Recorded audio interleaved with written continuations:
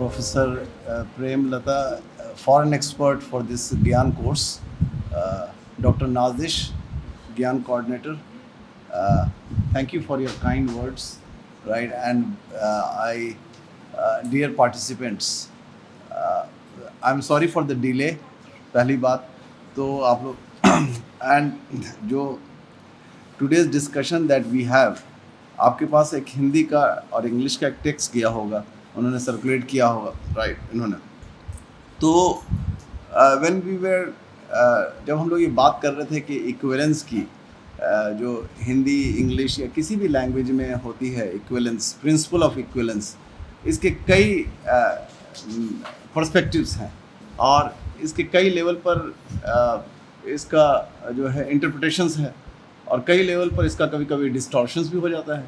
तो हो जाता है और उसमें ये सिचुएशन आती है कि sometimes your logic works, sometimes common sense works, sometimes जो सिचुएशन है उस हिसाब से आपको काम करना पड़ता है, राइट? और कभी कभी बहुत सारे प्रिंसिपल्स को हम अप्लाई करते हैं। There are different kind of principles जो कि आपको ऑलरेडी आपके पास नॉलेज में है। हमको आई प्रिज्यूम दैट के these things I have already been discussed by the different experts.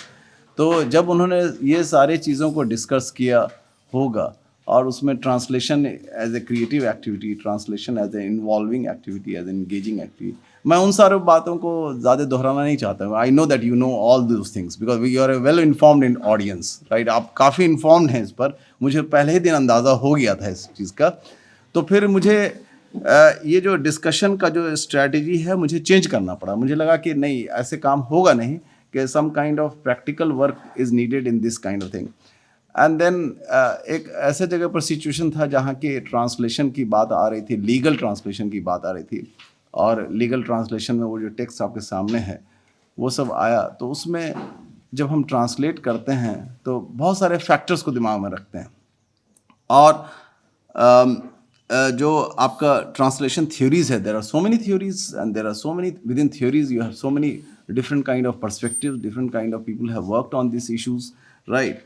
और कहीं कहीं जो है थ्योरी ऑफ कम्युनिकेशन अप्लाई होता है। 90% ऑफ द केसेस में अगर आप देखिएगा जो ट्रांसलेटर हैं और वो ये कोशिश ये करते हैं कि that the meaning is faithfully transferred, meaning is faithfully transferred. अब इक्विवेलेंस की प्रिंसिपल जो अब आने लगी उसमें यह है कि पार्शियल इक्विवेलेंस, फंक्शनल इक्विवेलेंस, ये सब है, ऑपरेटिव इक्विवेलेंस, कम से कम थोड़ा बहुत हम उसको फेथफुल बना दें टेक्स्ट को लेकर के, ये है आइडिया उसके पीछे। तो और उसमें एक ट्रांसलेटर की आइडेंटिटी इमर्ज होने लगती है। जो पहले दिन डिस्कशन भी कहा गया कि translation itself becomes a very creative activity. और एंड देन परफेक्ट इक्विवेलेंस की जो हम बात कर रहे हैं, there is no perfect shot, there is no perfect line, there is no perfect sentence and there is no perfect something like that. तो similar significance की हम बात कर सकते हैं। परफेक्ट शॉर्ट, परफेक्ट सेंटेंस की जगह पर हम सिमिलर सिग्निफिकेंस की बात कर सकते हैं, जो कि ट्रांसलेशन में बहुत इंपॉर्टेंट है, राइट? कि at least it should be, the data should be significant. जो आप ट्रांसलेट कर रहे हैं दैट डेटा बिकम्स, आपका ट्रांसलेट किया हुआ डेटा खुद सिग्निफिकेंट हो जाए, राइट? तो ये एस्पेक्ट है। The second most important concern is that I am sorry I could not provide you PPT, I can letter provide you PPTs, right? तो हम उसमें हम बात कहते हैं जो एक इम्पॉर्टेंट एस्पेक्ट है कंटेक्चुअल सिग्निफिकेशन। और कंटेक्चुअल सिग्निफिकेशन ऐसा है जब आपके पास डिफरेंट थ्योरीज आई, और of course theories of linguistics, structuralism, post structuralism, theories of generative semantics, बहुत सारी थ्योरीज आई। उसमें अगर आप एक थ्योरी को देखिएगा कि जो स्ट्रक्चर के टर्म्स में हम बात करते थे कि जैसे स्ट्रक्चरलिज्म ले लीजिए, आप सपोज कीजिए, हम एक सिंपल वर्ड करें, वहाँ पर हम लोग ये डिस्कस करते थे कि लैंग्वेज एक स्ट्रक्चर है, so T is the structure, T is the language. हम एक सिंपल कंसेप्ट बता रहे हैं। अब इसमें क्या हुआ कि जब आप T is the structure, T is the language, तो हम लोग फॉर्म पर फोकस करने लगे। काफ़ी फोकस था ट्रांसलेशन में उस वक्त भी फॉर्म पर, कि form should not be disturbed, right? और जब स्ट्रक्चरलिज्म जब जाने लगा, राइट, और उसके बाद when it came under criticism from transformational generative linguistics, right, तो आपने कहा कि नहीं, एक कॉग्निटिव एंगल भी है, एक ruled based govern theory of language भी है, राइट, लैंग्वेज मेकिंग भी है। Language is learn by rule govern systems, rule cognitive systems, rule govern system जो चॉम्स्की ने दिया। और उसका नतीजा ये हुआ कि we started looking at the rules, cognition, rules, ये सब के हम अंदाजे से, और हम लैंग्वेज को डेसिफर करना स्टार्ट किया। स्ट्रक्चर अपनी जगह पर था। इससे पहले आप देखिए, स्ट्रक्चरलिज्म जब लैंग्वेज टीचिंग में आता है तो उससे पहले था ग्रामर ट्रांसलेशन मेथड, और आज भी है ग्रामर ट्रांसलेशन मेथड, इंडिया में तो आज भी है। अब जब लिंग्विस्टिक कॉम्पिटेंस को चैलेंज किया, मतलब चॉम्स्की के लिंग्विस्टिक कॉम्पिटेंस को चैलेंज हुआ डेलहाइम्स ने, उसने चैलेंज किया कि ये लिंग्विस्टिक कॉम्पिटेंस से काम नहीं चलता है। वजह इसलिए कि लिंग्विस्टिक कॉम्पिटेंस जो है वो एक होमोजीनियस कम्युनिटी को एड्रेस कर रही थी according to Chomsky, homogeneous community को। मतलब चॉम्स्की का कहना था कि ideal speaker hearer situation is there is an ideal speaker hearer situation and linguistic competence is coming out of that, जो आइडियल स्पीकर सिचुएशन है। बहरहाल जो जितने सोशो लिंग्विस्टिक उसके बाद आए, जो डेलहाइम्स आए या गम्पेर्ट्स आए, ये लोगों ने, आप लोगों ने ऑलरेडी, आप लोग रिसर्च में आप लोगों ने उसको हवाला देते होंगे अपने रिसर्च में भी, राइट, हिंदी लिंग्विस्टिक्स में, इंग्लिश लिंग्विस्टिक्स में, हर जगह पर इनका हवाला होता है, there authority figures in this area. तो उन्होंने इस बात को बहुत अच्छे से वाजे कर दिया, बहुत क्लियर कर दिया कि देखिए there is no homogeneous community. मतलब अगर अलीगढ़ में हिंदी बोलने वाले हैं तो कोई एक हिंदी बोलने वाले नहीं हैं, कोई एक उर्दू बोलने वाले नहीं हैं, और कोई एक इंग्लिश बोलने वाले भी नहीं हैं। ये उन्होंने एकदम क्लियर कर दिया। और जो आप सोच रहे हैं कि जो इंग्लिश आपके दिमाग में है, राइट, वो इंग्लिश मेरे दिमाग में नहीं हो। The English that she brings from University of Michigan, right, and the kind of register she brings, right, we don't have that English, the accent, the tone, the timing, right, वो हम लोग के पास नहीं है। ऐसा नहीं है कि वो उसके जब आप उस डोमेन में जाएंगे तो आपके पास वो इंग्लिश आप एक्सेस कर लेते हैं, लेकिन उस कल्चरल कंटेक्स्ट में वो इंग्लिश है और वो कम्युनिकेशन है, वो एक डिफरेंट कम्युनिकेशन है। तो एक जो नया एंगल आया ट्रांसलेशन में वो ये था कि हम लिंग्विस्टिक कॉम्पिटेंस को चैलेंज करते हुए कम्युनिकेटिव कॉम्पिटेंस पर पहुंच गए, और जो कम्युनिकेटिव अप्रोचेस पे पहुंच गए, जिसका हवाला कैटफोर्ड वगैरह और जितने लिंग्विस्ट हैं, बहुत सारे लिंग्विस्ट हैं, उन लोगों ने दिया। जे आर फर्थ ने भी दिया इसको हवाला, राइट। फर्थ, अब देखिए, पहले हम सोचते थे कि लैंग्वेज जो है लैंग्वेज खुद अपने आप में एक टूल है कम्युनिकेशन करने के लिए, लैंग्वेज एक टूल है। लेकिन लैंग्वेज एक टूल ही नहीं है, सिर्फ लैंग्वेज से ही लैंग्वेजिंग होती है। मतलब जो आप लैंग्वेज एक्सप्रेस कर रहे हैं वो अपने आप में मीनिंगफुल हो जाता है। तो ट्रांसलेशन के बारे में भी पहले ये समझा जाता था, एक पहली theory, translation is like a tool, but translation is not simply a tool, translation is a very creative enterprise. ये तो आप जान ही रहे होंगे, राइट, बहुत सारी चीज़। और वो अपने आप में नियर फेथफुलनेस अगर दिखला दिया उसने, सिमिलर सिग्निफिकेंस दिखला दिया उसने, राइट, सिग्निफिकेंट डेटा को सिग्निफिकेंटली रिपोर्ट कर दिया उसने, ट्रांसलेशन ने अपना काम कर दिया, तो अपने आप में वो क्रिएटिव एंटरप्राइज है। तो एक तो ये था। तो अब क्या हुआ कि जब ट्राइबल लैंग्वेजेस पर मेलिनस्की ने काम करना शुरू किया अमेरिका में, राइट, बहुत पहले, तो उन्होंने देखा कि ये ट्राइबल लैंग्वेजेस किस चीज़ पर काम करते हैं और कैसे काम करते हैं, और ये ट्राइबल्स कैसे काम करते हैं, जहाँ से लैंग्वेज होते हैं, जिनके पास कोई ओरल स्क्रिप्ट नहीं है, रिटन स्क्रिप्ट नहीं है। So the written script was there was no written script. अब उनको वाटर एक्सप्रेस करना है तो वाटर उनके पास है, कम्युनिकेशन हो रहा है। उनको खाना खाना है, कम्युनिकेशन हो रहा है। उनको कपड़ा पहनना है, उसका कम्युनिकेशन हो रहा है। उनको कहीं जंगल में लकड़ी काटना है तो उनका कम्युनिकेशन हो रहा है। सो दैट एक उन्होंने टर्म निकाला, मेलिनस्की ने उस वक्त निकाला था कि context of situation and context of culture. ये उन्होंने टर्म निकाला, ये कंटेक्स्ट ऑफ सिचुएशन से और कंटेक्स्ट ऑफ कल्चर से ये मीनिंग कम्युनिकेट कर लेते हैं और ट्राइबल सिस्टम्स में। और आप देखिए, जब आप डिफरेंट ट्राइबल सिस्टम्स में आप जाएंगे तो उनके यहाँ नॉडिंग और का भी मतलब है, जिसको हम लोग बोलते हैं, उसमें कई मीनिंग्स पैदा होने लगते हैं ट्राइबल सिस्टम में, राइट। और हम लोगों ने खुद देखा है, आप देखिए यहाँ के अपने यहाँ जो जितने ट्राइबल कम्युनिटीज़ हैं, चाहे आप झारखंड में ले लीजिए, उड़ीसा में ले लीजिए, नॉर्थ ईस्ट में ले लीजिए, जो भी हैं, मध्य प्रदेश में ले लीजिए, उनके यहाँ एक बहुत ही different classified way of communication है। साइन लैंग्वेज, साइन पोस्टिंग, बहुत सारा कम्युनिकेशन उनके पास है। तो मेलिनस्की ने जब इस पर काम करना शुरू किया तो उन्होंने ये कहा कि नहीं, हम लैंग्वेज को डिकोड ऐसे कर सकते हैं, और ट्रांसलेशन में भी ये थ्योरीज वर्क होने लगी, लेटर ऑन ट्रांसलेशन में ये थ्योरीज वर्क होने लगी, कंटेक्स्ट ऑफ सिचुएशन और कंटेक्स्ट ऑफ कल्चर। ये दो चीज उन्होंने निकाला। उधर लिंग्विस्टिक कॉम्पिटेंस को चैलेंज कर दिया था बाद में आकर के डेलहाइम्स ने। तो जब मेलिनस्की आए तो इन्होंने ये अपना कंसेप्ट लाया और उन्होंने कहा कि लैंग्वेज जो है यहाँ से निकल के आती है। लैंग्वेज कोई आउट ऑफ ब्लू करके, कोई आसमान से निकल के नहीं आ रही है हमारे पास। लैंग्वेज जो हम जो कम्युनिकेट कर रहे हैं, एक सिचुएशन से कम्युनिकेट कर रहे हैं, उसका एक कंटेक्स्ट है। उस कंटेक्स्ट को रीड किए बगैर लैंग्वेज को हम डिकोड नहीं कर सकते हैं। लैंग्वेज को मतलब हम अंडरस्टैंड नहीं कर सकते हैं। चाहे आप लिटरेचर का कंटेक्स्ट है, राइटिंग है, साइंटिफिक लैंग्वेज का कंटेक्स्ट है, मशीन लैंग्वेज की कंटेक्स्ट है, राइट। वो सारे कंटेक्स्ट ही पर डिपेंड करता है कहाँ पर कौन आदमी किस वक्त क्या बोल रहा है, उस वक्त उसकी मीनिंग क्या इंपॉर्टेंट है।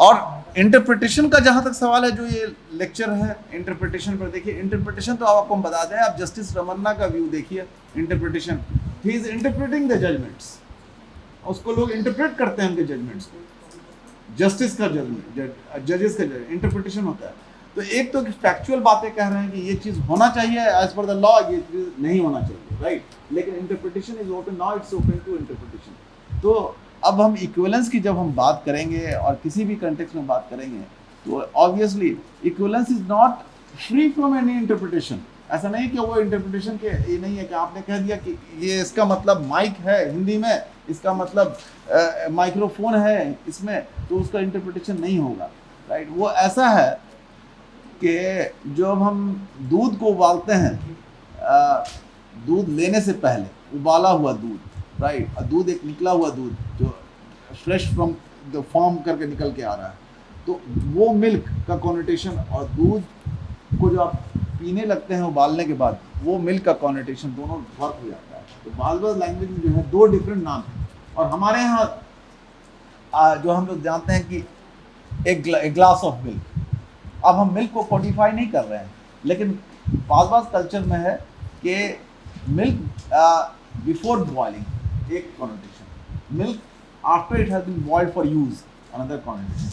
तो ये कल्चरल सिग्निफिकेंस है, इसका कल्चरल सिग्निफिकेंस है। उसी तरह कंसेप्ट है आइस का। अब जो आइस है, इग्लू कम्युनिटी जो है, उनके यहाँ बहुत डिफरेंट वैरायटीज ऑफ आइस है। और हम लोग आइस को एक या दो वैरायटी समझते हैं। आइस जो फ्रिज में है, आइस जो बाजार में है, उस तरह का हम लोग आइस का कंसेप्ट है। या आइस जिस पर हम स्काइंग और ये सब करते हैं, वो है आइस, राइट, या बर्फ गिरना। बट उनके यहाँ 7-8 वैरायटीज है जो बर्फ से इससे एसोसिएट करते हैं। तो ये एसोसिएशन जो है कल्चरल और कॉनोटेशन, जिसको हम लोग कहते हैं कल्चरल कॉनोटेशन जो करते हैं, ट्रांसलेटर के लिए ये भी एक प्रॉब्लम पैदा करती है। प्रॉब्लम अगर नहीं है तो ये इससे ट्रांसलेटर को डिस्टॉर्ट नहीं होना है कि ये एक प्रॉब्लम हो गई है, लेकिन इसमें इसकी नौइयत को, मतलब इसकी सेंसिटिविटी को ट्रांसलेटर जो है आज इसको इनकॉर्पोरेट कर रहे हैं, right, the different shades of meaning. और तो मैं वहाँ पर मैं I just return to the concept of Firth और मेलिनस्की की बात कर रहा था कि उन्होंने कंटेक्स्ट ऑफ कल्चर और कंटेक्स्ट सिचुएशन निकाला और कहा कि नहीं, language is not simply structure कि हम 10 आइटम लैंग्वेज का हम सिखा देंगे किसी बच्चे को 10 आइटम्स, और वो 10 आइटम के इक्विवेलेंस में 10 चीज़ ट्रांसलेट कर लेगा।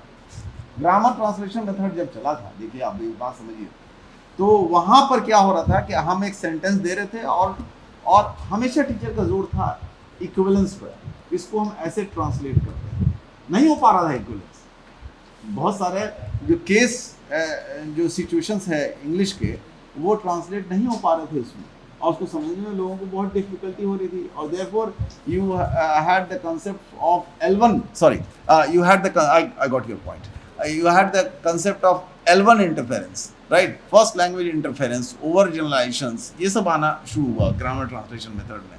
और आपने एक सेंटेंस दिया, कहा कि Ram has gone to school और Ram is in the school, अब इसको आप ट्रांसलेट करो। ट्रांसलेट चल रहा था, वहाँ भी ट्रांसलेशन चल रहा था। Language teaching was not diverse of translation, right. और ट्रांसलेशन को हम ये करके ये बताना चाह रहे थे कि translation is the communication, translation से भी हम कम्युनिकेशन कर रहे थे। लेकिन if you revisit grammar translation method, अभी भी आप वो मेथड जो है दुनिया के कई हिस्सों में चल रहा है, हिंदुस्तान में तो सबसे ज़्यादा चल रहा है grammar translation method, right. Despite that CLT हमारे पास आ गया है, कम्युनिकेटिव लैंग्वेज टीचिंग आ गया, और बहुत सारे सिचुएशंस पैदा हो गए, राइट, उसमें, और बहुत सारे उसके नए पर्सपेक्टिव आ गए। लेकिन जब हम GT कर रहे थे तो हम एक वर्ड टू वर्ड ट्रांसलेशन कर रहे थे, सेंटेंस टू सेंटेंस ट्रांसलेशन कर रहे थे, पैराग्राफ टू पैराग्राफ ट्रांसलेशन कर रहे थे, और उससे कम्युनिकेशन हो रहा था। अब ये अलग बात है कि उस कम्युनिकेशन क्या हो रहा था, कहाँ पर हो रहा था, कहाँ पर जाके चीज़ें रुक जाती थी। आपने सुना होगा उस वक्त नेस्फील्ड ग्रामर का नाम सुना, नेस्फील्ड, राइट। आप बहुत सारे ग्रामर ट्रांसलेशन के लोग थे, क्योंकि हिंदी से इंग्लिश, इंग्लिश टू हिंदी, और उससे करके कहते थे कि इसी से अंग्रेज़ी सीखना है, और सीखते भी थे बहुत सारे लोग, ऐसी बात नहीं थी। कहीं पर पार्शियल इक्विवेलेंस में सीख रहे हैं, कहीं पर फंक्शनल इक्विवेलेंस में सीख रहे हैं। लेकिन अब आपको कह दीजिएगा कि नियर इक्विवेलेंस में, राइट, तो वो एक डिफरेंट कंसेप्ट हो जाता है, जो कि grammar translation method was not able to handle that, right, handle that. So what happened virtually that after Malinowski first brought the idea of this language is functional in nature and language operates by choices. मतलब जैसे आपके पास market में choices है, किसी भी सामान को लेने के लिए बहुत सारा चॉइसेस हो जाता है, राइट, आप चॉइसेस में जाते हैं। उसी तरह language works in terms of choices, right, choices and in chain, right. तो जो अब चेन चॉइस रिलेशनशिप आ गया, मतलब आप जैसे किसी चीज़ को थैंक यू कहना है तो हमारे पास 1000 चॉइस है थैंक यू करेगा। We have 20 ways of saying no, we have 20 ways of saying sorry, right, right. तो ये चॉइसेस में लैंग्वेज ऑपरेट करता है। एक तो ये चॉइसेस का डोमेन, चॉइसेस का। दूसरा, language operates in A chain choice relationship. अब वो एक चेन में ऑपरेट करेगा। चेन कैसे ऑपरेट करेगा? जहाँ चॉइस है वहाँ कंटेक्स्ट होगा, जहाँ कंटेक्स्ट होगा वहाँ कल्चर होगा, जहाँ कल्चर होगा वहाँ डोमेन होगा, जहाँ डोमेन होगा वहाँ जॉनरा होगा। अब मैं एक्सप्लेन करता हूँ, राइट, कि कम्युनिकेटिव अप्रोच में ये बहुत इंपॉर्टेंट एंगल है। जहाँ चॉइस है, if you have choice of saying thank you, 20 ways of saying thank you, there are 40 ways of saying sorry, there are 20 ways of saying no, and there are so many ways of saying yes, right? Without saying also you can say yes, without saying also you can say no. There are so many ways. Just आपने किसी को respond नहीं किया तो ये भी हो सकता है कि आपका नो हो, या किसी को रिस्पॉन्ड नहीं किया, ये आपने क्लियर भी नहीं किया कि यहाँ पर क्लियर किया है येस है या नो है, इट डिपेंड्स।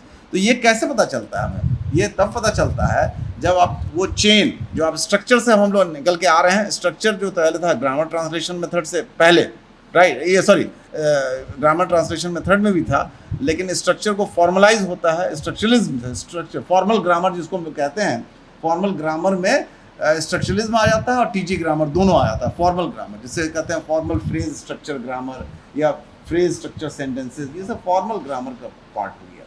तो ये फॉर्मल ग्रामर से निकल के अब आ गया फंक्शनल ग्रामर। और फंक्शनल ग्रामर की जो डिफरेंट शेड्स है वो ऐसे है। नंबर 1, चेन, वो चेन में ऑपरेट करेगा, वो कोई अलग से ऑपरेट नहीं करेगा।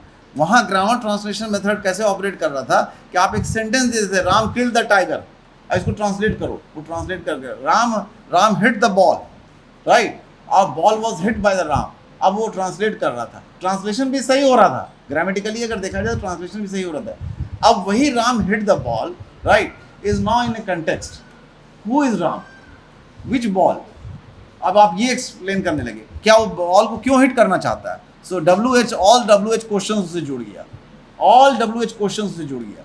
तो लैंग्वेज टीचिंग में जब जितने सारे WH क्वेश्चन जुड़ गए इन टर्म्स ऑफ डोमेन, कि किस डोमेन में बात हो रही है, क्या ये सेमिनार रूम में बात हो रही है या सेमिनार रूम के बाहर बात हो रही है या क्लासरूम में बात हो रही है। और क्लासरूम में भी कितनी तरह का क्लासरूम आ गया, smart classroom, normal classroom, informal classroom, PPT classroom with PPT, classroom with lecture, and so many varieties आपका क्लासरूम में आ गया। अब आपको इवैल्यूएट करना है कि किसी प्रोफेसर का या किसी एक्सपर्ट का ये स्टेटमेंट कहाँ पर वैलिड हो रहा है, ये कहाँ पर अप्लाई हो रहा है, राइट। पहले आइसोलेशन में देखा जाता था, अब आइसोलेशन में नहीं जाता। तो कंटेक्स्ट हो गया एक, पहला फैक्टर कंटेक्स्ट ऑफ कल्चर हो गया, और एक हो गया कंटेक्स्ट ऑफ सिचुएशन। एक कल्चर, जैसे कि राइटिंग का कल्चर एमयू में क्या है, राइटिंग का कल्चर जवाहरलाल नेहरू यूनिवर्सिटी में क्या है, राइटिंग का कल्चर से ऑक्सफोर्ड यूनिवर्सिटी में क्या है, या किसी और दूसरे यूनिवर्सिटीज़ में क्या है, ये कल्चर का पार्ट हो गया। और कंटेक्स्ट, किस कंटेक्स्ट में हम राइटिंग कर रहे हैं। अभी जैसे हम लोग पार्टिसिपेंट्स बैठे हुए हैं, we are discussing, we are talking about an academic issue, we are talking about, इसकी राइटिंग अगर हो रही है तो ये कंटेक्स्ट अलग हो गया। लेकिन अगर आप एग्जामिनेशन राइटिंग देखेंगे उसकी कंटेक्स्ट अलग हो जाएगा, और थीसिस राइटिंग देखेंगे उसका कंटेक्स्ट अलग हो जाएगा। तो एक ही राइटिंग है, उसका कंटेक्स्ट अलग है। उसके बाद ये कंटेक्स्ट हो गया।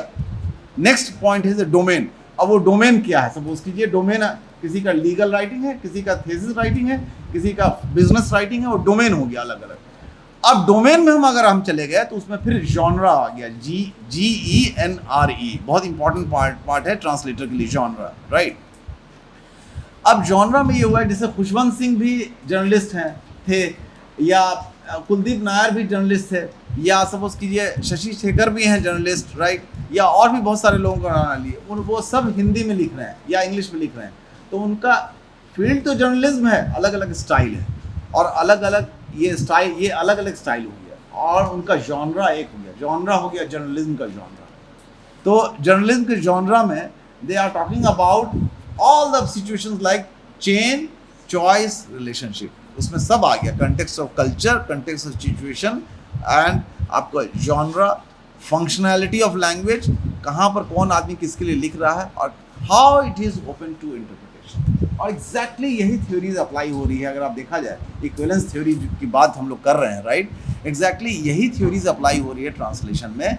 थोड़ा डिफरेंस है, approaches are different, right, we can say that there are different perspectives added to that, right, but ये कम्युनिकेटिव अप्रोचेस जो है वो इसमें अप्लाई हो रहा है।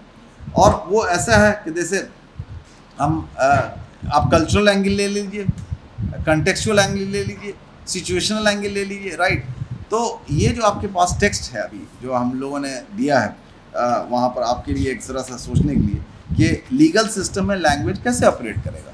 जैसे सपोज कीजिए फ्रेंच में कोई वर्ड नहीं है शैलो के लिए, और वो कहते हैं नॉट वेरी डीप, उनके यहाँ कंसेप्ट है, कोई वर्ड नहीं है इंग्लिश वर्ड जो शैलो है, उनके लिए कोई वर्ड नहीं है। अब ये अगर सपोज कीजिए किसी आदमी की शैलो वाटर्स में डेथ हो गई, राइट, और वो फ्रांस में है और वहाँ इंग्लिस्तान से गया हुआ है, तो उसको लीगल एक फाइल शूट करना है अपने कंट्री में, तो कहेगा शैलो वाटर, और समझने वालों को समझना है, तो ये सिचुएशन आ जाती है, राइट। तो हमें एग्जाम्पल दिया, उसके बाद तो हम एक सोच रहे हैं all the time stable meaning और मोमेंट्री सिग्निफिकेशन। स्टेबल मीनिंग जिसको हम प्रिज्यूम करते हैं कि ये मीनिंग इसका स्टेबल है, राइट, और but the meaning of this word remote is only conspired by that we understand that it is a remote. आप समझ रहे हैं कि उसको रिमोट है, हम समझा रहे हैं आपको रिमोट है, मीनिंग इसमें नहीं छुपा हुआ है, मीनिंग हमारे और आपके इंटरेक्शन में छुपा हुआ है।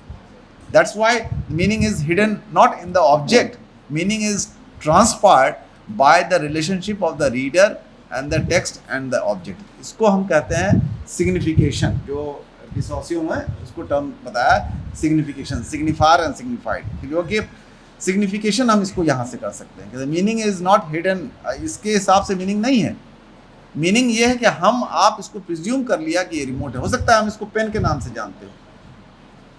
So this is an important part. तो एक चीज़ स्टेबल मीनिंग और एक चीज़ कंटेक्चुअल सिग्निफिकेशन बहुत इंपॉर्टेंट वर्क करती है ट्रांसलेशन में, स्टेबल मीनिंग और कंटेक्चुअल सिग्निफिकेशन, जिसमें कि वो मीनिंग कैसे इमर्ज हो रहा है पूरे कंटेक्स्ट से, वन थिंग। और दूसरा ये, जैसे कि हमारा एग्जाम्पल अब मटन वर्ड को देख लीजिए। मटन वर्ड में अब उसको हम लोग कहते हैं कि मीट, मटन। अब वो meat, animal meat, young meat, mutton का अलग मीनिंग है डिफरेंट कल्चर्स में। मटन ऑफ ए लैम उसका अलग कल्चर है, मटन ऑफ ए गोट उसका एक अलग मीनिंग है, 2-3 तरह का मीनिंग है उसमें। अब कोई आदमी लीगली ट्रांसलेट कर रहा है तो उसको समझना पड़ेगा कि हम किस मटन को रेफर कर रहे हैं, which matter I am referring to.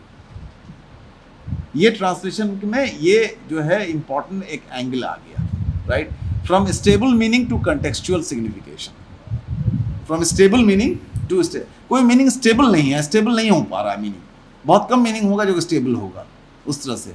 तो जब आप उसकी बात करेंगे कि, और कभी कभी मोमेंट्री सिग्निफिकेशन भी होता है, मोमेंट्री उस वक्त वो मीनिंग यही मीन कर रहा है, राइट, ओके। अब आपको अगर हम इसको देखिएगा तो टूल्स के टर्म्स में है, बिफोर वी कम वर्ड। अब देखिए एक ट्रांसलेशन हुआ एक लैंग्वेज में, कोई भी language, who wants to be millionaire, और उसका ट्रांसलेशन करके कुछ दिन के बाद फिर आ गया who wants to be a billionaire, ठीक है, मिलियनर से बिलियनर आ गया। अब वो कह रहे हैं कि ये मीनिंग क्यों चेंज हो गया, कहीं पर बिलियनर है कहीं पर बिलियनर है। तो ये जो है ये मोमेंट्री मीनिंग का एप्लीकेशन था। तो दिस काइंड ऑफ चेंजेस, जो ट्रांसलेशन में जो चेंजेस होता है, जो कोई रिसेंट चेंजेस है, जिसमें कि हम आपको कहते हैं कि अब आप ये देखिए, एक पर्टिकुलर चीज कंसेप्ट है जिसको हम लोग कहते हैं USB drive, pen drive, memory stick, आपने सुना होगा इस टर्म्स को, राइट। अब बहुत सारे लैंग्वेजेस में इसका कोई इक्विवेलेंस नहीं है, आप उसको यूएसबी ड्राइव ही के नाम से जानते हैं, बहुत सारे लैंग्वेज। हमको नहीं लगता कि उर्दू लैंग्वेज में यूएसबी ड्राइव का एक कोई इक्विवेलेंस आ गया होगा यूएसबी ड्राइव, और अगर आ भी जाएगा कोई इसको यूज करेगा? कोई नहीं करेगा यूज, कोई यूज नहीं करेगा। आप you will use only as, normally students क्या बोलते हैं, हाँ एक दिन एक स्टूडेंट ने कहा sir I don't have PD, how will I record it, what is PD? मैंने कहा पीडी क्या है sir? Pen drive sir. I was a little aghast that I do not know pen drive is being shortened as PD, right? और PD चल रहा है, किस में PD चल रहा है? रिसर्च स्कॉलर्स के ग्रुप में चल रहा था PD नहीं है सर, PD नहीं है। और उसके बाद सर इन्होंने LR नहीं किया है, बगैर LR किए हुए सर चैप्टर दे दिया। हमने LR किया हुआ भाई, तो हमने कहा ये नोट सर लिटरेचर रिव्यू। तो मैंने कहा कि ये कितना टाइम लगता है लिटरेचर रिव्यू और LR में, डिफरेंस कितना टाइमिंग का है? कुछ नहीं सर, चलता है तो हम लोग LR ही बोलते हैं, हम लोग PD ही बोलते हैं। नो, हम लोग LR ही बोलते हैं, हम लोग PD ही बोलते हैं। This is the version coming from a research scholar, right. हमको समझना पड़ेगा कि ये क्यों बोलते हैं, राइट। तो this is how language operates. ये लैंग्वेज अपने आप में ऑपरेट कर रहा है, ये ऑपरेटिव फीचर है लैंग्वेज का, ये रियलिस्टिक फीचर है। तो अब इसमें मीनिंग हमको ढूंढना पड़ता है, राइट। और उसमें जो ट्रांसलेटर के लिए थोड़ा दिक्कत भी हो जाती है कि that you have to decodify all these things. तो ये है। तो जैसे मैंने कहा कि एक ग्राइस, अब हम थोड़ा सा रिफ्लेक्ट हो गया अपने टॉपिक से कि जब फंक्शनल इक्विवेलेंस की बात होने लगी और फंक्शनल लैंग्वेज आने लगा, तो उसमें उन लोगों ने कहा कि चेंज चॉइस रिलेशनशिप है, और लैंग्वेज जो है ऑपरेट करता है by certain functions of language, और वो these functions of language are basically mathematic functions of language. Mathematic में जितने फंक्शंस होते हैं किसी भी इक्वेशंस के, right, and this was the idea that was coined by Prabhu, mathematic function. और मैथमेटिक फंक्शंस के बाद जब प्रभु का ये कॉन्सेप्ट्स आया, तो उन्होंने फिर देखा कि फर्थ आए, और उसके बाद हेलिडे आए। तो हेलिडे ने डिफरेंट टाइप्स ऑफ फंक्शंस निकाला। उनका जो पोइट्री हम पढ़ाते हैं उसका एक अलग फंक्शन है, और जो आप लीगल टेक्स्ट पढ़ते हैं उसका एक अलग फंक्शन है, न्यूज़पेपर पढ़ रहे हैं उसका एक अलग फंक्शन है, और कोई बिजनेस टेक्स्ट आपके पास, आप बिजनेस कोई डॉक्यूमेंट हैंडल कर रहे हैं तो उसका अलग फंक्शन है। तो इन्होंने फंक्शंस ऑफ लैंग्वेज पर अलग अलग रेमिफिकेशंस अपना दिया। उसके बाद उन्होंने कहा कि नहीं, वही फंक्शन नहीं है। जब कोई पोएट कह रहा है, बर्न्स या किसका स्टेटमेंट हम नाम भूल रहे हैं, कि my love is like a red red rose, तो उसमें जो रेड रेड रोज है, राइट, रेड रेड पर काफी इम्फेसिस है। तो अब देखिए, यस, बर्न्स या जो भी ये कह रहे हैं कि my love is like a red red rose, why he is repeating the term red red rose? तो वहां पर अलग एक सिग्निफिकेंस है। बट अगर नॉर्मल टाइम में आप कहिएगा I had T twice, suppose कीजिए, तो वो एक नॉर्मल कम्युनिकेशन में नहीं आ रहा है। सो कम्युनिकेशन जो पोएटिक लाइसेंस होने वाली बात होती है, जिसमें कि आप पोएटिक लाइसेंस ले लेते हैं, translation does not offer any kind of licence. वो it depends upon the nature of material that you are talking about. अगर ट्रांसलेटर है, राइट, तो ही विल बी और she will be trying to be very faithful to the text, right. और अब आप देखिए, जो स्पीच एक्ट्स आया, जैसे इंटेंडेड मीनिंग और उस मीनिंग का इफेक्ट, इलिक्वेशन और परलिक्वेशन, इफेक्ट ऑफ दैट मीनिंग। तो जैसे ये बॉटल रखा हुआ है टेबल पर, और हमने कहा दिस इज अ बॉटल, तो आप सोचने लगेंगे कि ये कौन नहीं जान रहा है bottle, but the door is open, हमसे द डोर इज ओपन अगर हमने कह दिया, तो हम आपसे एक्सपेक्ट कर रहे हैं, the speaker is expecting that या तो एसी चल रहा है, आप इसको डोर को बंद कर दीजिए, या तो बारिश हो रही है, बारिश का झोंका आ रहा है, तो आप डोर बंद कर दीजिए, या तो ठंड आ रही है, डोर बंद कर दीजिए। तो जब ग्राशियन प्रिंसिपल्स आया खासकर, तो उसमें ये बहुत इंपॉर्टेंट हो गया कि ऑस्टिन, सर्ल, राइस, उन्होंने वर्क करना शुरू किया इस एंगल पर, जो कि ट्रांसलेशन में भी यूज होता है, कि उन्होंने कहा कि लैंग्वेज जो है वो ऑपरेट कर रहा है by pragmatics, cross cultural pragmatics. वो भी प्रैग्मेटिक्स से नहीं, if you say the door is open, right, तो इसमें प्रिज्यूम्ड एक्शन है कि कोई आदमी जाके दरवाजा बंद कर देगा, एंड दैट इज लैंग्वेज। और उसके लिए स्पीकर बी को जरूरी नहीं है कि बोलना कि आप जाके दरवाजा बंद कर दीजिए, दैट इज प्रिज्यूम्ड। अब ये लैंग्वेज की बात होगी। अब ये कंसेप्ट भी ट्रांसलेशन में है, that when you translate a text, right, those Gratian principles, the principles of speech acts are duly applied. You understand the meaning of that particular term, particular vocabulary, particular situation, momentary signification, right? तो ये इसलिए थोड़ा translation जो है it's a bit complex now. It is a very challenging position now, right? It takes a lot of theories from different disciplines: linguistics, pragmatics, interpersonal communication, social linguistics, right? And all these features have a role to, they have a significance in the sense that when you say that the door is open, the window is open, you are expecting some action. या आपका table से pen गिर गया, you are expecting some, either you will pick up the pen and put the pen back on the table, or somebody else will do it, right? And if you are distance away from the person, somebody else is going to help you to put the pen back on the table.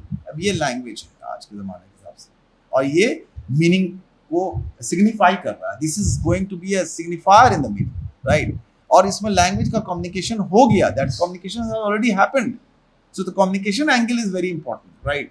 और इसमें ये presume करना कि हम आपसे request करेंगे please मेरा pen उठा दीजिए या मुझे राइट दरवाजा बंद कर दीजिए, उससे पहले ही प्रैग्मेटिक्स हो जाता है.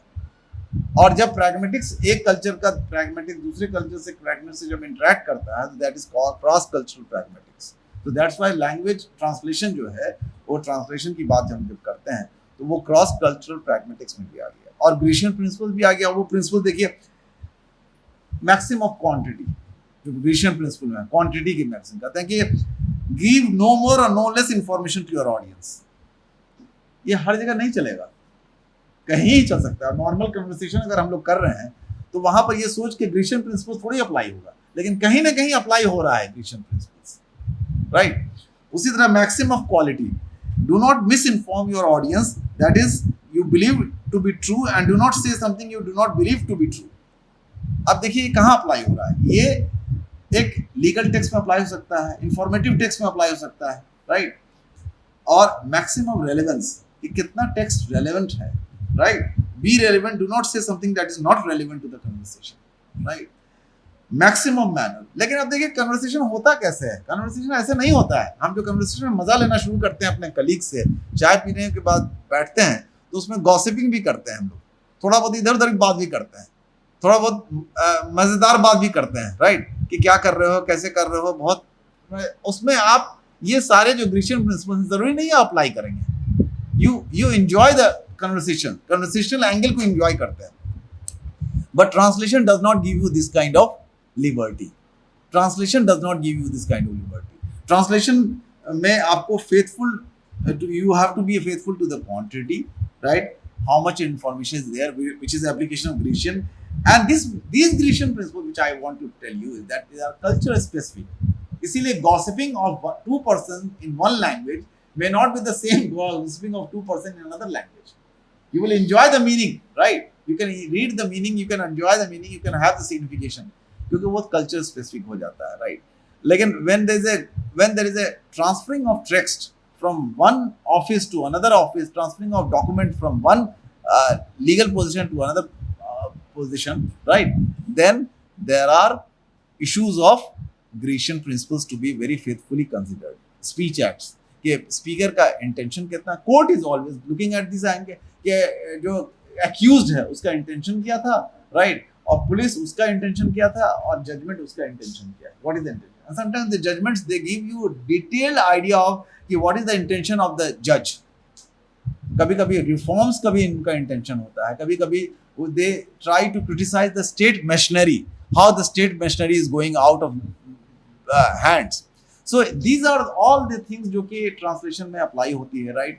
And then the factor that you see, there is another example that I want to talk about is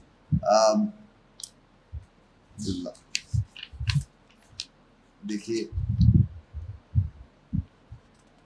वो तो मैंने आपको एग्जांपल एक दे ही दिया। एक एग्जांपल मैं आपसे शेयर करना चाह रहा था कि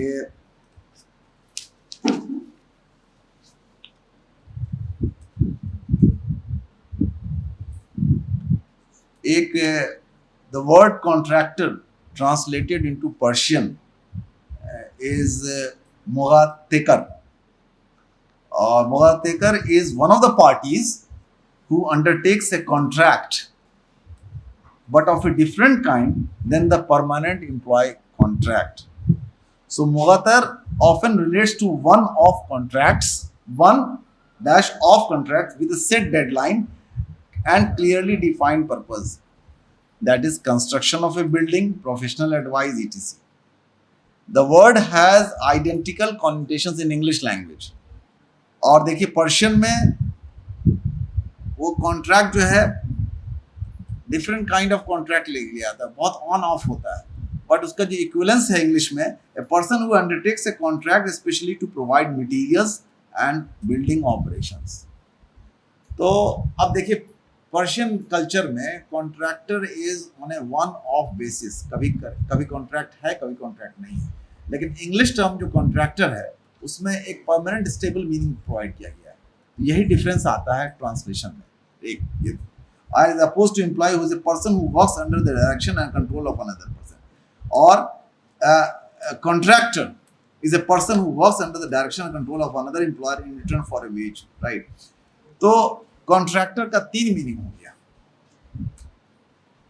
एक कॉन्ट्रैक्टर जो कि आपके एक बिल्डिंग को और वो लेगा जिसको permanent employ contract, and one off contract मतलब आपका अगर पर्शियन में है आपका कॉन्ट्रैक्ट है भी नहीं भी है, कॉन्ट्रैक्ट विद सेट डेडलाइन खत्म हो गया, बट इंग्लिश में ये मीनिंग नहीं है। अब जब लीगल ट्रांसलेशन स्टार्ट होगा तो ये बात का ध्यान देना होगा, बहुत जरूरी है, ठीक है। One aspect, another important aspect is that जब जो कि हम लोग इस बात को when we were talking about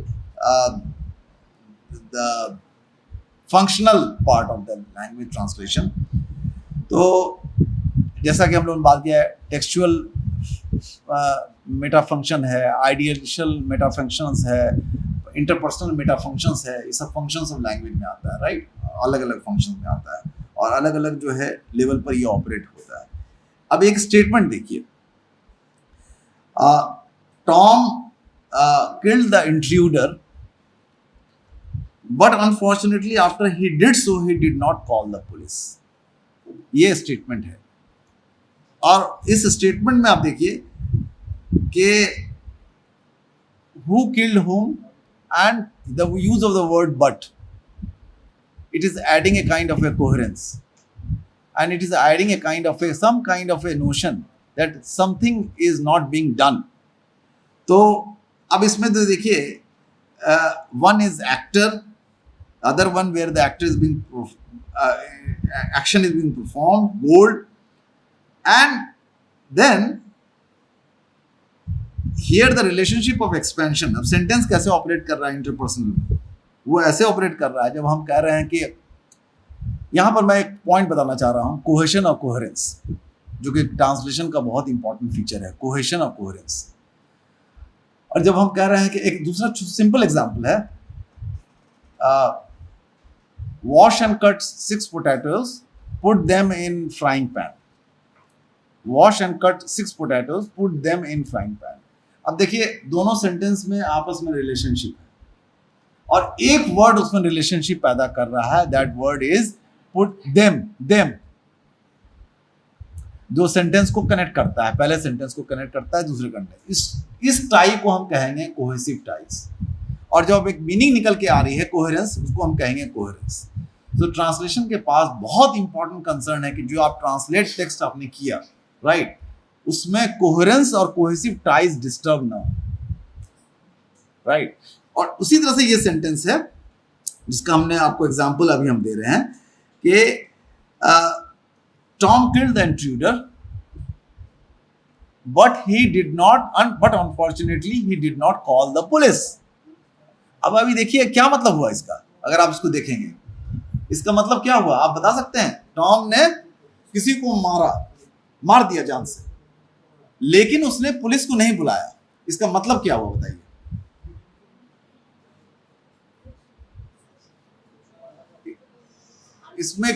इसमें हो क्या रहा है कि पुलिस को बुलाना चाहिए था, यही तो हो रहा है।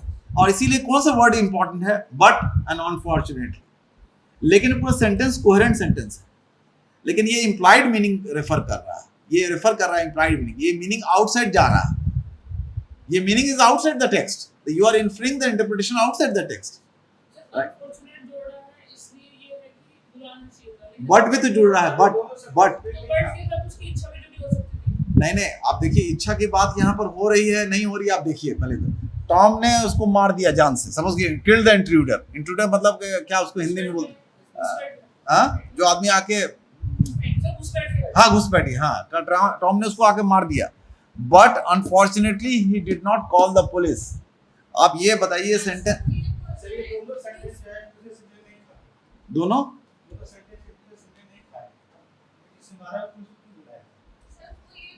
देखिए आप इस पॉइंट को नोट कीजिए, ये पॉइंट को नोट कीजिए, राइट? क्यों मारा तो क्यों बुलाएगा पुलिस को? और एक वर्ड और है उसमें, अनफॉर्चुनेटली। ये अनफॉर्चुनेटली क्यों आ रहा है?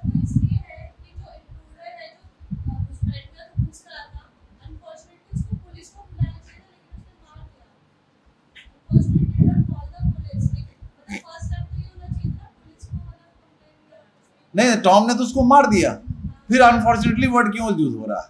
हम दो वर्ड पर हम लोग फिक्स कर रहे हैं, पहला तो बट और दूसरा है अनफॉर्चुनेटली। अब ये जो बट अनफॉर्चुनेटली है, ये मीनिंग कहां से आ रही है? ये अगर आप देखिए मीनिंग, राइट? तो अब आप इसको सेंटेंस को हम ऐसे इसको रिवर्स करते हैं, Tom killed the intruder, he did not call the police.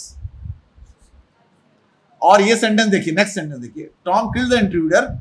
ये सेंटेंस एग्जांपल में नहीं है यहाँ पर, ये तो हमने रॉटलेज बुक जो है अप्लाइड लिंग्विस्टिक्स के जेम्स सैमसन से, उससे एग्जांपल दिया है, right? I have quoted Samson, it is Samson's example. So what I am trying to tell you is that कि अगर ये सेंटेंस है हमारे पास, जॉन किल्ड द इंट्रूडर, और सपोज कीजिए he killed the intruder and he did not call the police, लेकिन उसके जगह पर एक अल्टरनेटिव और आप देख लीजिए। मैंने कहा था शुरू में आपको कि language operates by choices, right? अभी देखिए दूसरा चॉइस आपके सामने क्रिएट हो गया कि John killed the intruder and but unfortunately he did not call the police.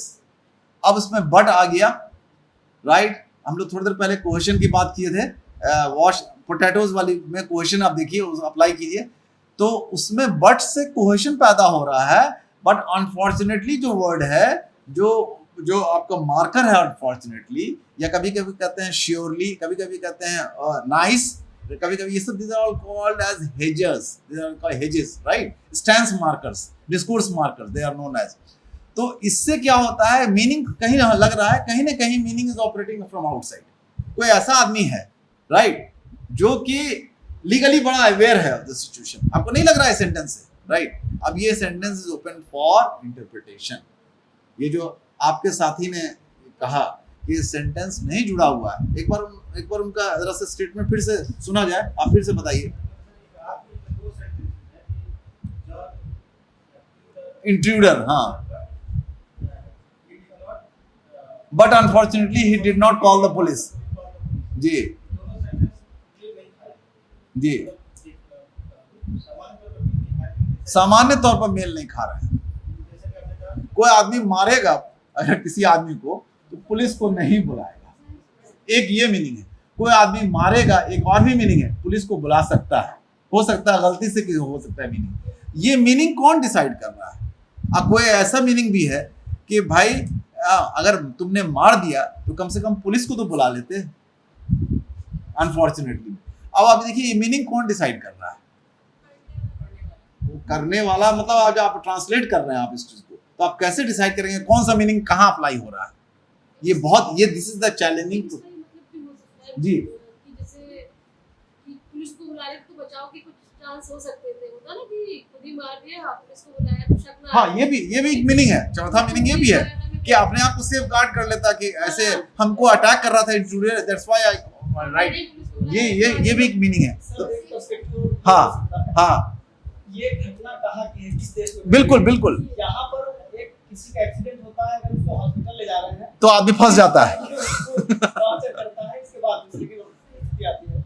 यहाँ तो पुलिस से बचेंगे, हाँ कितना भी बड़ा हो। हाँ और अगर कहीं दूसरी कंट्री में जहाँ पर लॉ एंड ऑर्डर बहुत ज्यादा मेंटेन किया गया हो, तो वहाँ तो पहले पुलिस को इन्फॉर्म करके कुछ भी करके एकदम एग्जैक्टली हम यही पॉइंट को आपके सामने वाज़ेह रखना चाह रहे थे कि अगर एक सेंटेंस में हमारे पास ये सारे वजूहात निकल के आ गए, ये सारे एंगल्स निकल के आ गए, और ट्रांसलेटर के सामने एक बिग चैलेंज, ट्रांसलेटर को डिसाइड करना है। Good decision by translator will make a good translation text, चाहे वो लीगल हो, चाहे लीगल में तो हम बहुत आसानी से बोल देते हैं भाई आलू का मतलब आपको पोटैटो ही लिखना है। अब आलू का 17-18 मीनिंग हो सकता है दूसरे देशों में, कौन सा आलू हम रेफर कर रहे हैं, कौन सा आइस रेफर कर रहे हैं, कौन सा मिल्क रेफर कर रहे हैं, राइट, कौन सा मटन हम रेफर कर रहे हैं। तो that is what translation means. Translation का जो मुझे समझ में आ रहा है कि जो role played by communicative approaches, जो रोल प्ले किया, it is completely a fully communicative activity. And उस कम्युनिकेशन में आपको ये देखना है कि जो लास्ट जो एग्जाम्पल उन्होंने दिया हॉस्पिटल वाला, इन्होंने क्या नाम है आपका, नवीन जी ने एग्जाम्पल दिया कि आप किसी को बचाने के चक्कर में हॉस्पिटल लेके पुलिस पकड़े हुए, आपको क्वेरी इतना कर रही है कि आदमी सोचता है कि कहाँ उठाएं। This is not a situation in other countries, they take it very positively, right. So the translation has taken this kind of contextual signification, momentary signification, functional signification, right? Speech acts where it operates, जो different theories हैं, तो उन सारे theories का आपको theories of cohesion, coherence मैंने example दिया। और आप देखिए सिंपल चीज़ें मैं आपको बता रहा हूँ, रिसर्च स्कॉलर्स बहुत सारे लोग होंगे यहाँ पर, जब वाइस चांसलर लिख देते हैं किसी टेक्स्ट पर प्लीज स्पीक, क्या does he mean that he is very courteous by using the term please? It's an order, वो तो ऑर्डर है, प्लीज स्पीक, आके बात कीजिए हमसे, वो प्लीज कहाँ है। लेकिन मैं आपको बता रहा हूँ जब मेरे जो हेड ऑफ द डिपार्टमेंट थे प्रोफेसर BN सिंह वहाँ अरुणाचल में, जैसे जहाँ सब मैंने आपसे पहले डिस्कस किया था, तो वो जब कनाडा गए, when he went to Canada and he met the president of the university, that is where they know, right? So the president of the university, he addressed him, please Professor Singh, please have a seat, and he went there and he offered a coffee himself, right, and he said please have a cup of coffee, right, please. So he went for his own work, he was in an official capacity, he went there, लेकिन वहाँ के culture में please और हमारे culture में please, हमारा please बहुत जगह पर ऑर्डर बन चुका है, राइट। एंड व्हेन यू से टू योर फ्रेंड तबीयत ठीक नहीं लग रही है, क्या करें, so you say that come down. Come down is not order, come down is a request, it's a friendly request, तुम आ जाओ यहाँ पर, कम डाउन। आप देखिए कहीं पर ऑर्डर जो है वो रिक्वेस्ट बन जाता है, कहीं पर रिक्वेस्ट जो है वो ऑर्डर बन जाता है। So that significance is very important, right. और कहीं पर जो है चॉइसेस जो आपको मैटर, जैसे हम लोग कहते हैं are you okay with this room, yes I think so. अब देखिए सो लगा दिया आपने, सो डिफरेंस पैदा कर रहा है, यस इट्स फाइन। दोनों में देखिए, दोनों में आपने पॉजिटिव कहा और कहा। ट्रांसलेटर के पास ये सबसे बड़ी दिक्कत आ रही है, किस मीनिंग को लें और कहां पर कौन सी मीनिंग है। सो दैट इज व्हाट, और आपके पास जो टेक्स्ट है, अगर आप उस टेक्स्ट को ट्रांसलेट करेंगे तो उसमें ये सब चीजें आपको मिलेगी, राइट, कि कैसे यूज हो रहा है। These are all operative part of the translations, right. So with this limited time I would invite questions if there are, right. मैं बहुत ज्यादा कवर नहीं कर पाया, right, and if there are any questions, any queries, right. Sir जैसे कि मान लीजिए अगर कोई इंडियन लिटरेचर को इंग्लिश में किया, इंग्लिश में ट्रांसलेट किया, और इंग्लिश से कोई फ्रेंच या रशियन कोई अदर लैंग्वेज स्पेनिश में कर रहा है, तो इंग्लिश में जो ट्रांसलेट करने वाला अगर वो यहाँ का कल्चरल जो सिग्निफिकेंस से कोई मिस कर दिया, जैसे गंगा जल है एक शब्द होता है, जी जी, गंगा जल को उसने अगर केवल सिंपली गंगा वाटर कर दिया, और जो दूसरी भाषा में कर रहा है उसने उस भाषा को ध्यान में रखा और वहाँ से उसने सीधे वैसे ही कर दिया, तो जो भाव गंगा जल कहने में वो नहीं है, इमोशन है, नहीं है, हाँ। तो वो जो सांस्कृतिक जो प्रभाव है वो तो हम लोग डिस्कस किया। वो देखिए ये सारे लोग उन्हें एनोटेशंस में लिख रहे हैं ट्रांसलेटर्स, अब गंगा जल का पूरा कंप्लीट आप देखिएगा रेफरेंस से पहले पूरा उनके नोट्स में आ रहा है कि गंगा जल how it is being conveying some kind of very special meaning in this country and what I am using, right, and the translation is there, दोनों मीनिंग में लिख रहे हैं वो लोग। हाँ ये कह रहा था जैसे अभी आपने पीटी का एक कॉन्टेक्स्ट दिया था, तो जब आपने पीटी कहा तो यहाँ पर आपने पेन ड्राइव का संदर्भ दिया था, लेकिन मेरे दिमाग में जो पहला आया, मैं जिस परिवेश से आया इलाहाबाद से, वहाँ प्रतियोगी माहौल है, वहाँ पर पीटी का मतलब होता है प्रतियोगिता दर्पण। हाँ वो मैगजीन के हाँ राइट जी जी जी। तो पहला भाव यह है, तो क्या अगर मैं ट्रांसलेट करूंगा और पीडी केवल दिया है, आपने पेन ड्राइव नहीं अगर वहां पर रेफरेंस दिया है, तो मैं प्रतियोगिता दर्पण के संबंध में उसको आगे बढ़ा दूंगा जी। वो चैलेंज है, यही तो चैलेंज है ना, यही इससे कैसे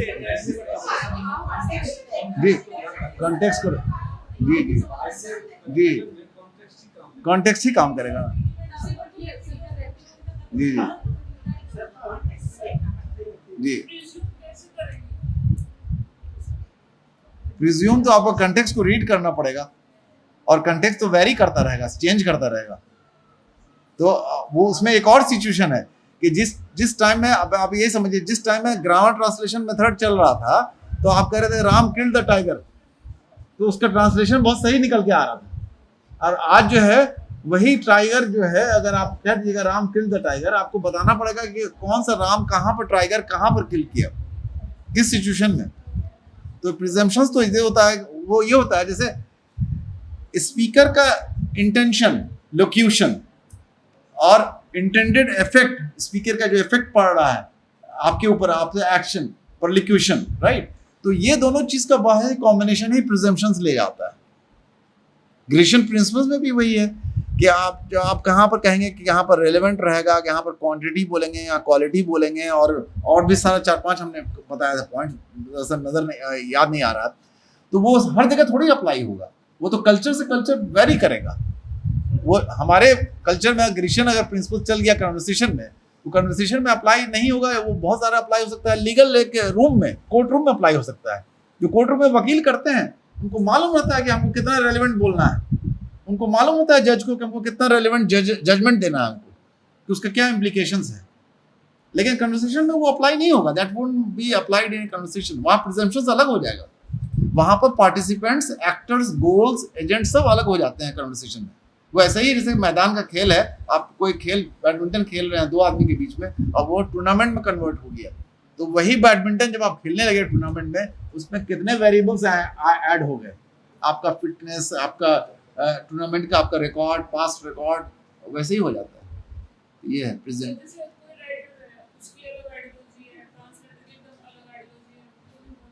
वो तो इक्विवेलेंस, इसीलिए तो इक्विवेलेंस है, ये तो चैलेंज इसीलिए है, आपको समझना पड़ेगा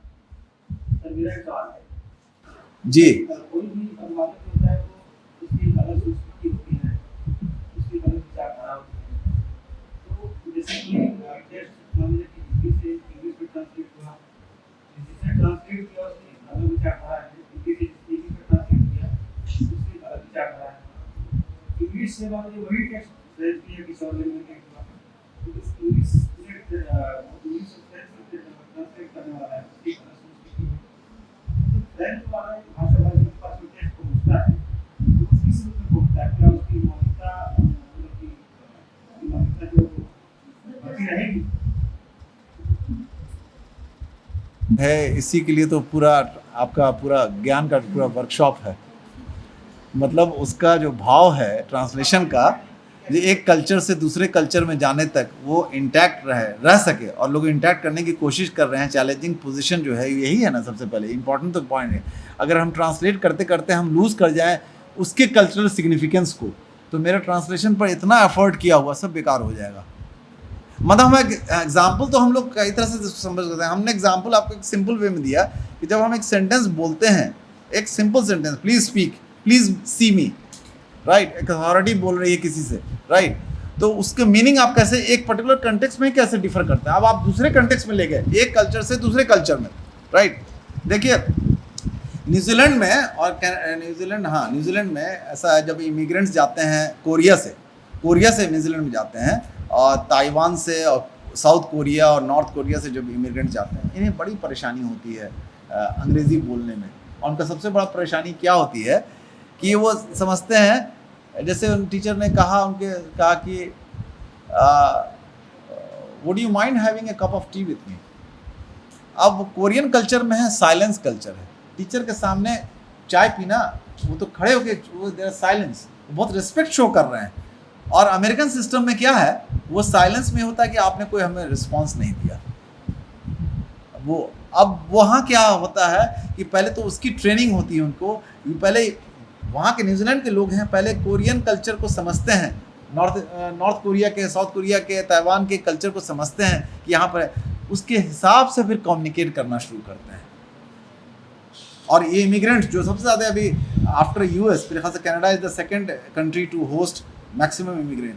ये इमिग्रेंट्स जब जाते हैं कनाडा तो इनको जगह जगह पर प्रॉब्लम होती है, वीज़ा पर, टिकटिंग पर, एकोमोडेशन पर, कोर्स कर, सिर्फ कम्युनिकेशन प्रॉब्लम है। और अपनी बात को ट्रांसलेट करके कहते हैं, राइट, अपनी बात को ट्रांसलेट करते हैं, वर्चुअली ट्रांसलेट करते हैं। छोड़ दीजिए अनुवाद, का अनुवाद तो बहुत बड़ी चीज़ है, राइट, वो अपना जो सिचुएशन है उसको ट्रांसलेट करते हैं, वो मीनिंग कुछ और समझाया जाता है। तो और कम्युनिकेशन गैप होता है, फिर इसी गैप को रिड्यूस करते करते उनके पास कई सारा प्रोग्राम्स रखते हैं हर जगह। और न्यूजीलैंड कल्चर में भी रिक्वेस्ट के कम से कम 20 फॉर्म्स वो लोग उनके यहाँ है रिक्वेस्ट का। I request you to write, would you mind, could you, काफ़ी यूज़ है मॉडल्स का काफ़ी यूज़ है रिक्वेस्ट में।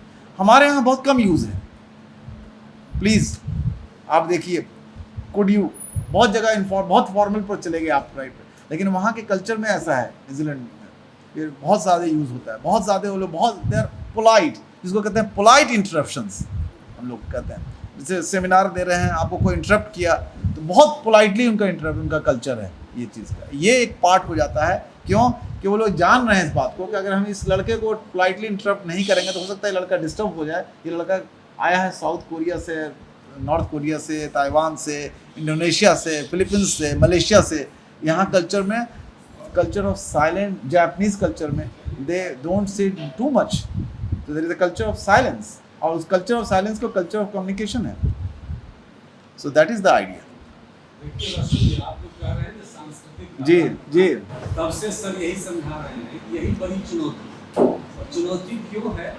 चुनौती इसलिए है कि जब हम ट्रांसलेशन करते हैं नौकरी के लिए या कुछ अर्निंग करने के लिए, कहीं से ट्रांसलेशन मिल जाए तो आप वाली दिक्कत हो जाएगी। लेकिन जब ट्रांसलेशन एक पेशा के तहत, ट्रांसलेशन एक जुनून के तहत किया जाता है, तो जो उस कल्चर को केवल ट्रांसलेशन करना नहीं होता, बल्कि जिस भाषा से हम ट्रांसलेशन कर रहे हैं उसके सांस्कृतिक अर्थछटाओं को समझना, वहाँ की उस कल्चर की विविधता को जानना भी जरूरी होता है। उसके बाद अगर आप अनुवाद करेंगे इस तरह से अंतर नहीं होगा। मैं कहीं देख रहा था कि मान लीजिए कोई जर्मन किताब, जर्मन का अंग्रेजी में अनुवाद हुआ, अंग्रेजी से फिर उसका हिंदी में अनुवाद हुआ, हिंदी से उसका फिर मैथिली में अनुवाद हुआ, और मैथिली में उसके बाद फिर जर्मन में अनुवाद हुआ, और दोनों टेक्स्ट को मिला दीजिए तो वो दोनों मतलब बात कहते कहते बदल सी गई। कोई शेर है जी जी जी, बात जो है वो दोनों किताब एक जगह रख के बदल जाती जी, वो चीज़ नहीं रह पाती। तो जब ट्रांसलेशन हम पढ़ते हैं तो ये मान के चलते हैं कि बिल्कुल वो चीज़ें नहीं आई। और ये जो पूरा वर्कशॉप आज 5 दिन से हो रहा है वो उन्हीं चीज़ों को जानने और समझने के लिए हो रहा है। क्योंकि अब अंतिम दिन फिर वही सवाल हो कि सांस्कृतिक रूप से क्या अंतर है, तो फिर ये मतलब बहुत पिकुलियर बात लगेगी। तो वो सांस्कृतिक अंतर पड़ेगा। मान लीजिए कि जैसे विश्व प्रतिज्ञा, अब किसी ने लिखा कि विश्व प्रतिज्ञा, अब फ्रेंच वाला जो है सो विश्व प्रतिज्ञा के अंदर में जो निहित अर्थ है, गंगाधर की बात नवीन जी कह रहे थे, उसको समझे बगैर आप उस मुहावरों को, लोकोक्तियों को कहीं से अनुवाद करने से पहले उन चीज़ों को जानना जरूरी है। लेकिन आजकल क्या समय कम है, किताब मिली नहीं कि अनुवाद करने लगे। हाँ सर का व्यू भी जानना चाहता था। हाँ क्या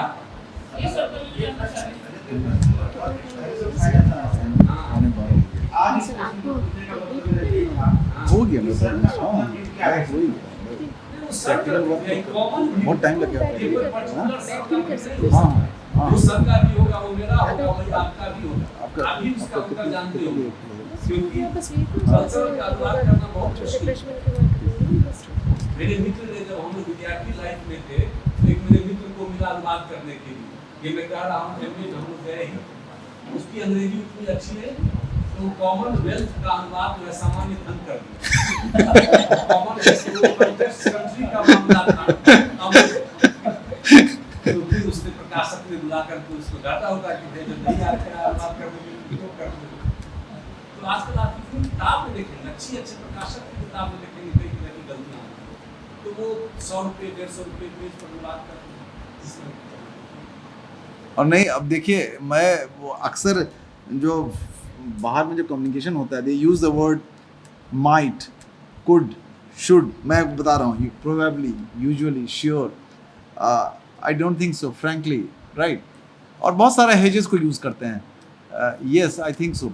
मतलब मैं ये सोच रहा था कि ये लोग ऐसे नहीं यूज़ करते हैं, किसी पर इनका कोई कमिटेड नहीं होंगे ना तो ये यूज़ करेंगे कहीं पर। If they are not committed, so hedges का जो इस्तेमाल है वो बहुत ही केयरफुली मेजर्ड इस्तेमाल है। इट्स जस्ट लाइक ए बहुत ही मेजर्ड वे में हेजेस का इस्तेमाल कर रहे हैं। बच के निकलने के लिए भी इस्तेमाल है, कहीं पर आप कमिटमेंट नहीं दे रहे हैं तो आप, लेकिन आप बहुत पोलाइट हैं, राइट, आप बहुत पोलाइट हैं, सो ये भी एक तरीका है, वो भी कम्युनिकेशन को समझने का तरीका है। आप उसका ट्रांसलेशन कर रहे हैं, जो आप झा साहब ने कहा कि अगर ये कल्चर को नहीं समझा कि कहाँ पर बोलना है यूजुअली, कहाँ पर बोलना है हमें एडमिटेडली, कहाँ पर बोलना है जो वर्ड है माइट। अब माइट जो वर्ड है बड़ा ही मिसनॉमर वर्ड है झा साहब, माइट तो आपको चकरा देगा वर्ड, माइट ट्रेन। देखिए हमारे यूनिवर्सिटी में क्या हुआ, हमारे कलीग थे तो वो शाम में इवनिंग वॉक कर रहे थे, तो हमारे सामने से वाइस चांसलर साहब आ रहे थे, जो प्रोफेसर भागवती साहब थे, एंथ्रोपोलॉजिस्ट थे, बड़े famous, he was anthropologist and he was trained from New Zealand. So my friend was there, right, and he said good evening sir, because vice chancellor's residence was just in front of our residence. We were staying in a flat, sharing, we were young that time, sharing 3 of us in a flat, and the vice chancellor's bungalow was just next to us, just opposite to us. So on the hill they were taking an evening walk, he and his wife, and then we just wished him, because we came across, we wished him good evening sir, and that person who was with me, who was my colleague, good evening sir. So and he said, he didn't reply to good evening, and he said my train. That time my friend, right, he had to leave in the evening. He responded, no sir, my train is at tomorrow, is my vacation was there, and that was the communication that was happening, my train. Then that person who was my friend, he said, what happened? I could not understand. I said that he simply wished you that the weather is nice and it might rain, and you just said good evening sir. He did not reply to your good evening, he said it might rain, right, and you thought कि आपको कल गोवा जाना है, तो आपने कहा no sir my train is in the evening, right. तो अब हम कहा कि ये अंग्रेजी से तो बहुत हम ये हैं भाई, हमें समझ में नहीं आ रहा कि हम अगर वो बोल देते गुड इवनिंग तो हमको समझ में आता। हम लोग नहीं, गुड इवनिंग हर जगह का अथॉरिटी है, ज़रूरी नहीं है गुड इवनिंग आपने कहा तो गुड इवनिंग का रिप्लाई गुड इवनिंग होगा, वो आपको कर्टसी में रिप्लाई कर रहे हैं। गुड इवनिंग तो उन्होंने नोट किया, ऐसे नोट किया, कहा my train, right, my train, अब आपने समझ लिया माई ट्रेन, राइट। तो अब वो जो कल्चरल पार्ट है, राइट, क्योंकि authority is wishing you back by giving a nod, अब इस नॉड को हमको समझ नहीं पा रहे हैं, right. So that is the communication. अब इसको इस सिचुएशन को ट्रांसलेट कैसे होगा, अब देखिए कितना मुश्किल है ये।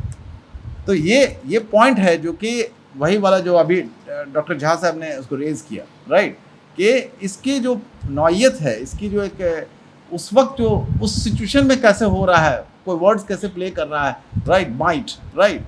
अब वो वहाँ पर नॉर्थ ईस्ट में हर 2 दिन पर बारिश हो जाती थी, हर 2 दिन पर humid weather followed by rain. So and he was happy, the vice chancellor was in a happy mood, so you wished him and he responded to you my train. तो that was a kind of wish back to you. आपको good evening बोला उन्होंने, हमने समझाया कि सुनिए, आपको vice chancellor आपने गुड इवनिंग बैक कहा कि नहीं, अब बहस हो रही है हम दोनों में। हमने कहा कि क्या उनको ज़रूरत है बोलने का माई ट्रेन, वो तो आपने उनको वाइस चांसलर को आपने कहा गुड इवनिंग, वो गुड इवनिंग ना कह करके उन्होंने कह दिया माइट रेन, जैसे हम किसी से मिलते हैं, कहते हैं अंग्रेज जैसे मिलते हैं एक दूसरे से बोलते हैं हाउ इज द वेदर, उनको वेदर के बारे में थोड़ी दिलचस्पी है, उनको तो कन्वर्सेशन स्टार्ट करना है, इसको फैटिक कम्युनिकेशन कहते हैं। उनको वेदर से कोई दिलचस्पी नहीं है, सब जान रहे हैं कि बादल लगा हुआ है, बहुत कम वहाँ धूप निकलती है, राइट, ऐसे ग्लूमी वेदर है, राइट। अब हम लोग मिल गए, how is the weather, it's very cold, वो नहीं जान रहा है कोल्ड है भाई, वो आपसे कन्वर्सेशन स्टार्ट करने के लिए कह रहे हैं। It's a kind of a beginner boiler point for conversation, right. तो उसी तरह वाइस चांसलर ने वहाँ कहा। अब हम लोग की काफ़ी बहस होती रही झा साहब इस बात पे, वो मानने को तैयार नहीं, कह कि नहीं वाइस चांसलर साहब तो कह देते तो हमको समझ में आ जाता है। हमने क्यों कह देते आपको समझ में आता, आप समझिए ना कि क्या कहा उनको। ट्रांसलेटर का सबसे बड़ी चुनौती यही है कि आपको समझना है कि बोलने वाला क्या कह रहा है। That's all, thank you so much, thank you.